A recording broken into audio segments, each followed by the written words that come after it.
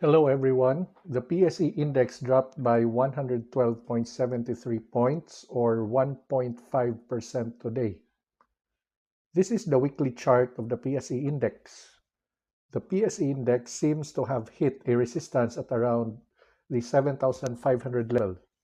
So far, the candlestick formed is suggesting some downward pressure. The PSE index may drop further. We see a potential support at around 7,150. If it will drop below such level, we see the lower end of the support at around 7,080. As long as the PSE will not drop below 6,750, everything is fine. This drop or pullback is also something healthy for the PSE index. The PSE index has been rising for 5 straight weeks. We think it needs to rest a bit. A correction like this should be good. On a technical perspective, we do not see any reason to worry just yet. The support levels are still a bit far. What could have caused the weakness in the PSE index was choppy global economic conditions. The global economy is at its toes again because of the tensions in the Middle East.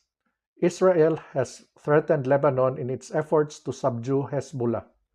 If Israel attacks Lebanon, it will escalate the tensions, which will very likely send crude oil prices soaring again.